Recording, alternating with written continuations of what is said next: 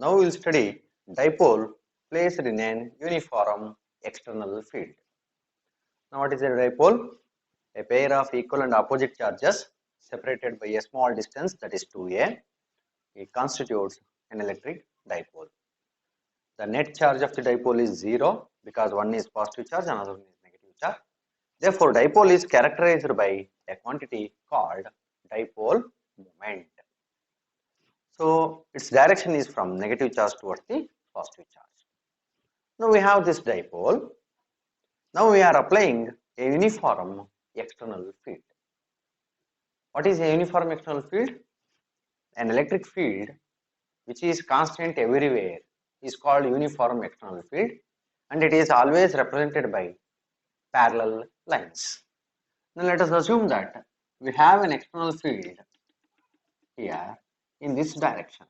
The electric field, uniform external electric field, is along that direction. Now there is an angle between the external field direction and the dipole moment. Let me call that angle is theta. Now in this uniform external field we have placed a dipole. What will happens?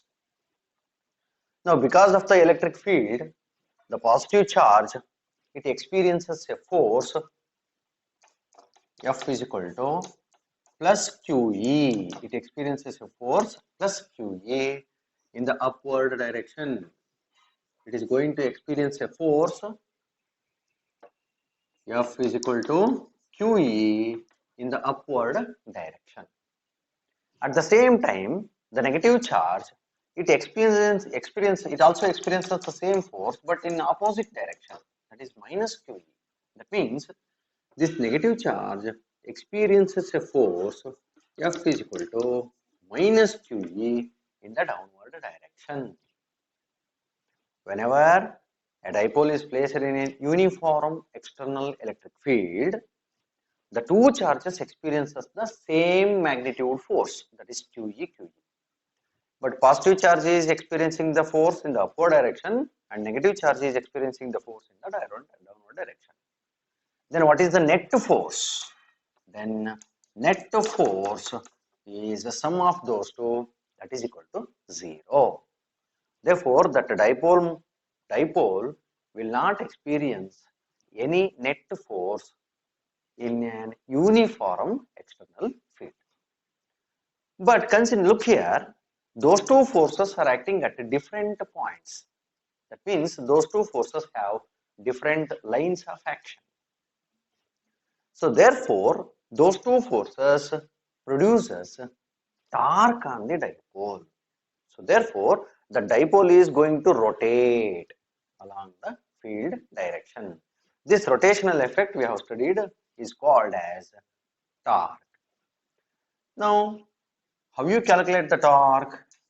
Now, torque is equal to either of the force, it is any one of the force, and into perpendicular distance between the line of action, perpendicular distance. Now torque is given by any one of the force and perpendicular distance between the line of action of the force. Okay. Now we will work out. Now force is Q into E. Force is Q into E. Multiply it by. Now what is the perpendicular distance? Now if this is the line of action, here is the line of action, then if I draw a horizontal line like this, now this becomes the perpendicular distance between the line of action of the force. Now if I complete this triangle, look here, I will rewrite the diagram here. Now this is the perpendicular distance between the line of action of the forces. Now here are the two forces. Okay. Now this is the perpendicular distance. If I write like this, now this is the, now here is the electric field and this is the angle theta. Okay. Now this length is A and this length is also we have taken A. Now here is the angle theta. If I resolve this A into horizontal and vertical component, now this becomes the horizontal, therefore A cos theta. Now this side becomes A sin theta. Now from that point to here, the line of action of the positive charge force, this is A sin theta. Similarly, on the other side also, we have A sin theta. Therefore, what is the total distance between the line of action of the two forces, A sin theta plus A sin theta? It becomes 2A sin theta. Therefore, I will write it as 2A sin theta. Now, just here in the terms, now tau is equal to 2AQ. It can be written as the dipole moment P, and this is the electric field into sin theta. Now, this is the expression for the torque. Now, in vector form, since we are getting sin theta, these two are vectors, therefore they should possess cross product. Therefore, the torque experienced by the dipole placed in an external field is given by, in vector form, vector tau is equal to vector P cross E. Now, that is the torque experienced by that dipole placed in an uniform field. Suppose that if that field is not uniform, what will happen? If the field is not uniform, then these two forces are not at all equal. Hence, in a non-uniform external electric field, dipole experiences both force as well as torque. In the case of uniform field, force is zero, therefore dipole experiences only torque. But in the case of non-uniform field, it experiences both force as well as torque. Now here we will study two cases. Okay. If this represents the direction of the increasing field and the dipole moment is taken along this same direction. In the case of a non-uniform external field, now this direction represents the increasing field direction, and if the dipole moment is taken along the same direction, then what is the direction of the net force? It experiences a net force. The direction of the net force is along the same thing. This is the direction of the force. If dipole moment is parallel to the non-uniform field direction, then that dipole is going to experience a net force in the direction of the increasing field. Okay. Now let me give one example for this one. Now in the earlier we have, in the introductory part, we have studied that whenever we comb the dry hair with a plastic comb, that plastic comb gets charged. If I bring this charged plastic comb near the paper pieces, it is going to attract the paper pieces. Now what happens exactly here? Whenever we comb the dry hair with a plastic comb, because of the friction, that comb gets charged. That comb we have, it gets charged. It becomes charged because of friction. Now whenever this comb is placed near the paper pieces, we have a paper pieces here. This paper pieces is insulator, it is uncharged. As and when this charged comb is brought very near to the paper, this charged comb polarizes the paper pieces. What is the meaning of polarization here? It is going to separate the positive and negative charges in the paper pieces, and hence it induces dipole moment in the paper piece. Now what is the direction of the dipole moment? The direction of the dipole moment is along the increasing field direction. Now here the field direction is like this, increasing field direction. This field of the comb induces the dipole moment such that the net dipole moment is along the increasing field direction. So because of this one, these paper pieces experiences a net force towards the comb. Therefore, that charged comb is going to attract the paper pieces. That is the thing.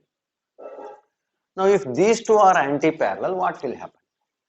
If the increasing field is along this direction and the induced dipole moment is in opposite direction, if that is the case, then what happens?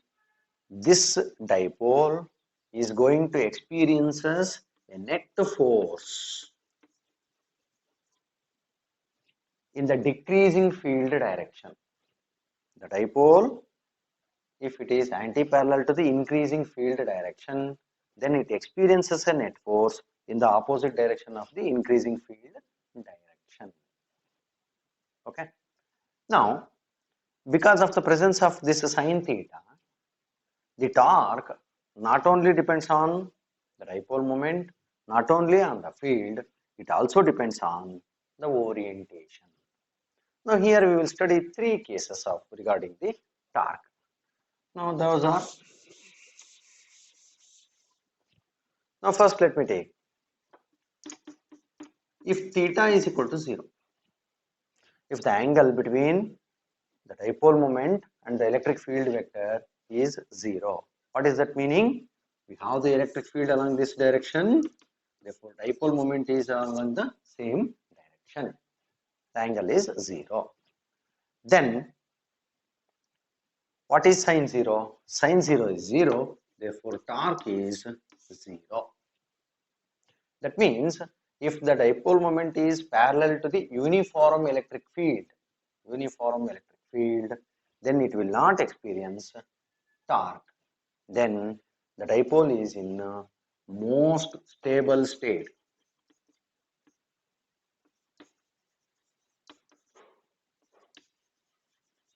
Dipole is in most stable state or stable position. Second case, if theta is equal to 90 degree, what is that meaning?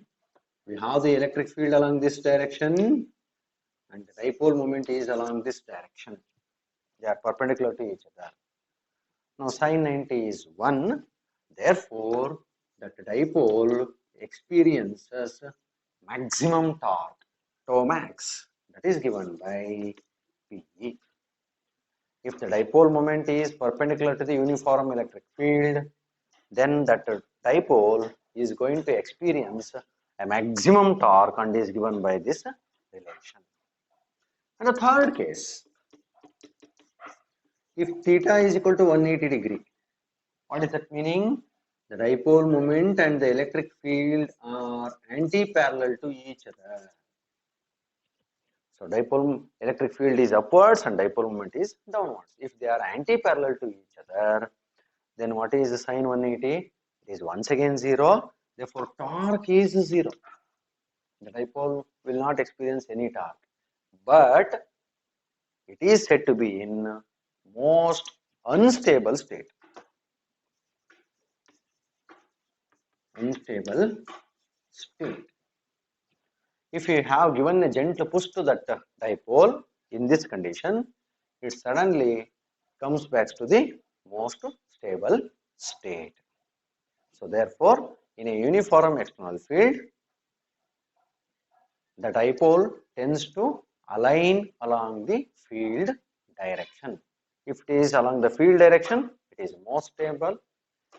If it is perpendicular to it, it experiences a maximum torque.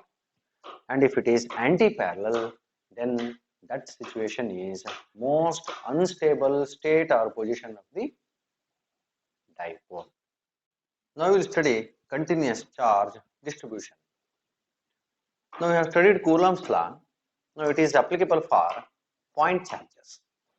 If there are two charges or a system of point charges, then we have studied Coulomb's law. We have obtained the expression for electric field as well as electrostatic force.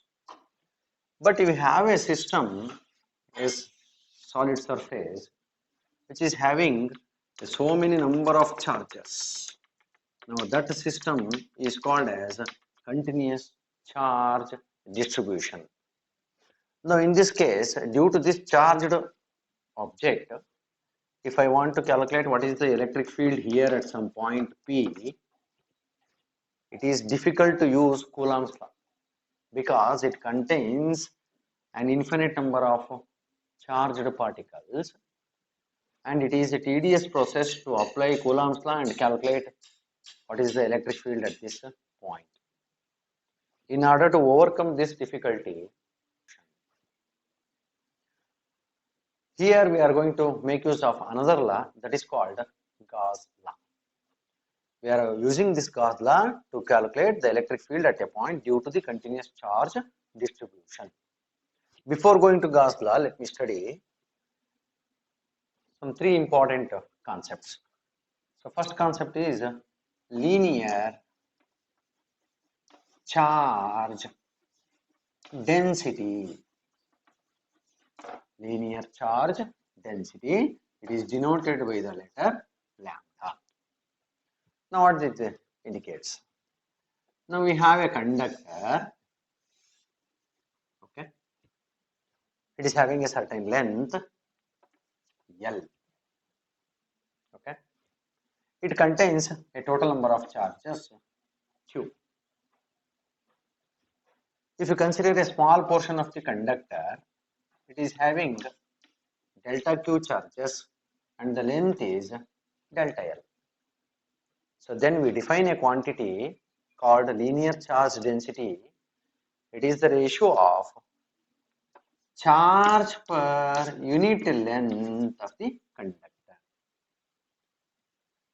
Charge per unit length of the conductor is called linear charge density. It is denoted by the letter lambda. Charge per unit length of the conductor, which is linear charge density. Then what is its unit? This Coulomb per meter is the unit of linear charge density. Similarly, instead of considering a length, if we consider a surface, then we define surface charge density. It is denoted by the letter sigma. Now we have a surface. That surface is going to have delta Q amount of charges, and if delta A is the area of the surface, then the charge per unit area of that conductor is called surface charge density and is given by sigma is equal to delta Q divided by delta A. Delta Q is the charge on the surface and delta A, it is the area of the surface. That ratio is the surface charge density. Then obviously what is the SI unit? It is Coulomb per meter square. Coulomb per meter square is the SI unit of surface charge density. Next one is volume charge density. Third one is volume charge density. It is denoted by the letter rho. Now if you consider a conductor which contains a charge of delta Q in a volume delta V, charge per unit volume of the conductor is called volume charge density. So therefore volume charge density rho is given by delta Q divided by delta V. Delta Q is the charge and delta V is the volume of the conductor. Then what is its SI unit? Coulomb per meter cube is the SI unit. Now these are some three important points: linear charge density, surface charge density and volume charge density. Now these terms we are going to use in the case of continuous charge distribution. For the case of discrete charges, we are going to apply Coulomb's law to find the electric field as well as electrostatic force. If the charge distribution is continuous, that means if a conductor is going to have an infinite number of charges, then it is difficult to apply Coulomb's law to find the electric field. In order to overcome that discrepancy, Gauss has given an important law to find the electric field at a point due to this system of charges or continuous charge distribution. That is Gauss law. Now it states that the electric flux flowing through a closed surface is equal to 1 by epsilon naught times the net charge enclosed by that surface. That is the statement.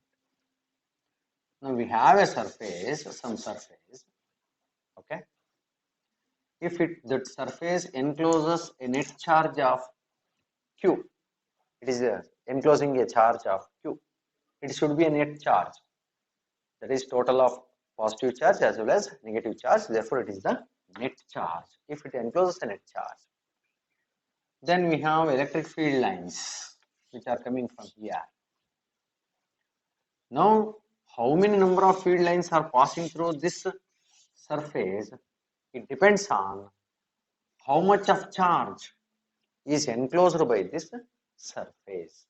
So that is the meaning of Gauss law. And mathematically it is given by, if phi is the flux passing through this closed surface, it should be is equal to 1 by epsilon times the total charge enclosed by the surface. Here epsilon naught is permittivity of free space. Therefore mathematically we will write the electric flux phi E is equal to Q divided by epsilon naught. But you have defined already electric flux. So that is given by sigma E delta S E dot delta S, that is equal to Q divided by epsilon naught, or if you take the dot product of this one, that is E into delta S cos theta, it should be is equal to Q by epsilon naught. Now this is what we call it as Gauss law. It states that the total flux passing through any closed surface is equal to 1 by epsilon naught times the net charge enclosed by that closed surface. Now we will take the case of a cylinder. We will have a cylinder here. Now it is not enclosed any charge. Assume that we have a cylinder and its axis is along this direction and electric field is also along the same direction. Now it is not going to enclose any charge. It is not enclosed any charge. Now this cylinder has, this is the one surface, this is the second surface, these two are circular surfaces, and the third surface is curved surface. Since we have an electric field, external electric field, now we have to calculate how many number of field lines are passing through that cylindrical surface. For that one, we have to make use of Gauss law. Let me calculate what is the flux, total flux.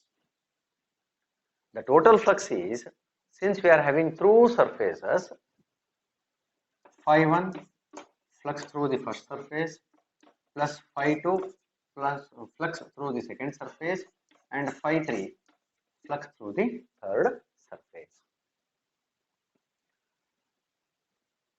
Now since flux depends on E dot delta S, for the third surface, the direction of the area vector is normal to the surface and electric field is along this direction. For the third surface, electric field is horizontal.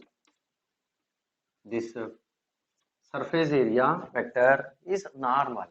The angle between them is 90 degree. Therefore, what is cos 90? Cos 90 is 0. Therefore, flux through the third surface phi 3 is 0. Since electric field is along the first phase and the second phase, whose area vector is parallel to the field vector, therefore theta is 0 for these two cases. Theta is 0. Okay. For the first phase, we have flux phi is equal to E into delta S. E into delta S. But this normal is outwards. Outward normal we have to take. Therefore, the angle between them is 180 degree. Cos 180 degree. E into delta S, that is equal to into cos 180 degree. Cos 180 is minus, therefore E minus E into delta S. This is phi 1, flux 1 for the first circular region. So here the electric field vector and the normal vector, they are opposite, anti-parallel, therefore we are getting minus E into delta S.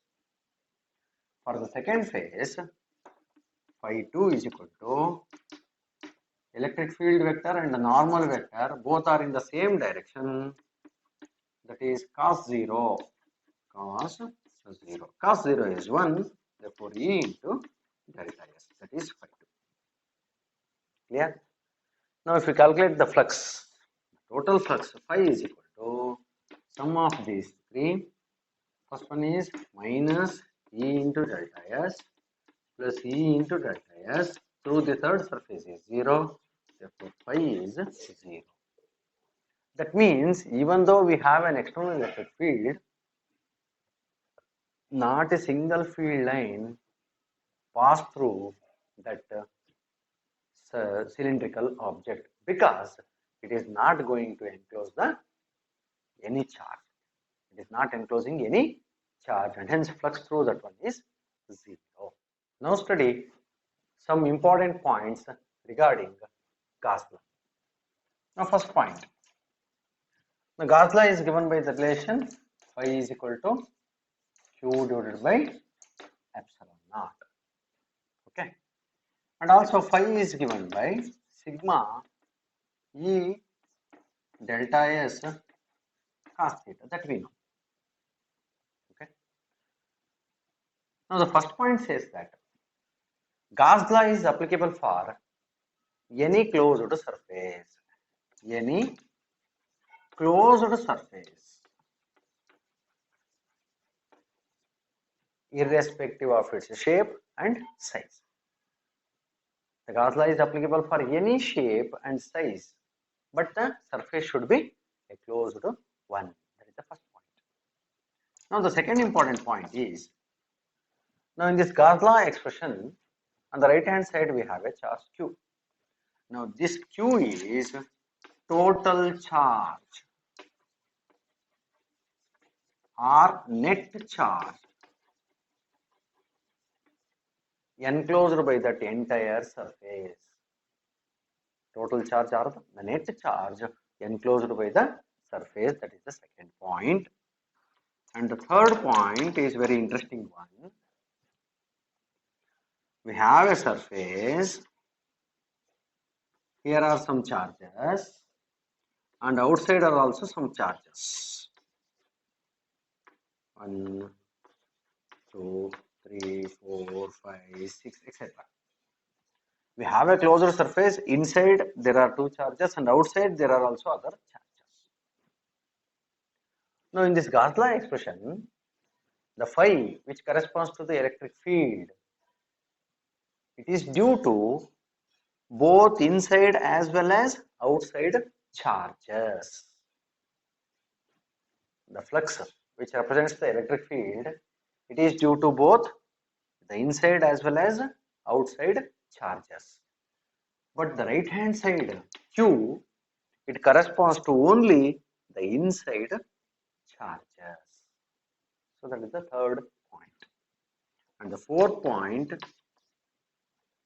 in order to apply Gauss law, we are using a surface, and that surface is called as Gaussian surface.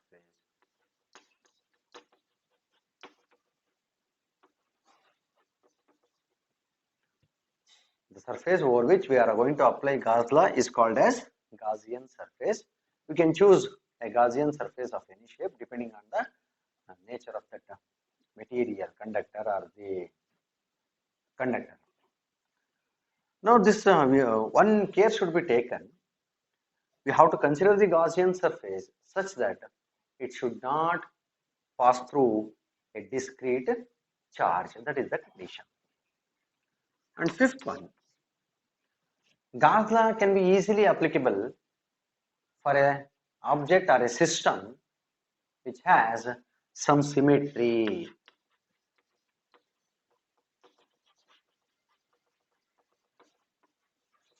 If a system of charges is having some symmetry, then we can easily apply Gauss law and easily work out what is the electric field. And the last point regarding the Gauss law is, since Coulomb's law has an inverse square dependence on distance, Gauss law also has inverse square dependence on the distance. Welcome to Marikamba PU College, Sirsi, Department of Physics. Today we will discuss about electric dipole placed in an uniform external electric field. Now what is a dipole? Now consider a first charge plus q, another charge minus q. These two are equal in magnitude but opposite in charges. They are separated by a small distance 2a. Therefore, this entire system constitutes electric dipole. Therefore, total charge of the electric dipole is always 0. This does not mean that this electric dipole possesses an electric field. It has a certain electric field. Now, consider an external electric field, uniform electric field, as represented by the parallel lines. Now, this is denoted by the letter E. Now, we are going to place this dipole in an external electric field. How does it behave? Now look at the dipole, it is slowly moving towards the electric field, uniform electric field. Now it is in the uniform electric field. As and when the electric field is present, the two charges experiences force, as we have already studied. The plus q charge experiences a force in the upward direction, that is plus qe. Similarly, the negative charge experiences a force in the downward direction, that is given by F is equal to minus QE. Now these two electrostatic forces are equal and opposite. So therefore net force on the dipole is 0. Net force is 0. But these two forces are acting at two different points separated by a distance, and hence they constitute a rotational effect. Now that rotational effect we call it as torque. Now that torque we are going to calculate. Now look at the diagram. Now because of the plus q e force, positive charges moved through a certain distance because of that force. Similarly, the negative charge, it experiences a force F is equal to minus QE. Therefore, they have rotated through an angle theta. Now that is the angle theta. That angle is between the dipole moment P from negative charge to the positive charge and the direction of the electric field. That is the angle theta. Now we will work out what is the torque. For that purpose we have to calculate what is the perpendicular distance between the two charges. Now that red line indicates the perpendicular distance. Now we have to calculate what is that length. We know the length of the distance between the two charges, that is 2a, but we have to calculate what is the perpendicular distance at this position. For that one we will consider a right angle triangle. Now at the positive charge we are getting another angle theta, which is alternate angle to the earlier one. Now apply the sine theta definition opposite by the hypotenuse. From that one we can calculate the length of the opposite, that is red line, that is equal to 2a sine theta. Now we will work out What is torque? Now torque by definition, it is the product of force and perpendicular distance between the two forces. Now from the diagram, force is Q into E, either force on either charge, that is Q into E, and multiplied by the perpendicular distance as we have calculated, it is 2a sine theta. Now just rearrange the terms, we will get 2aq E sine theta. We are already familiar with what is 2aq. It is the dipole moment P. It is the product of either of the charge and the distance of separation. So that is equal to Pe sine theta. Now in the vector form, vector tau is equal to vector P cross E. Now that is the torque experienced by an electric dipole placed in an external electric field.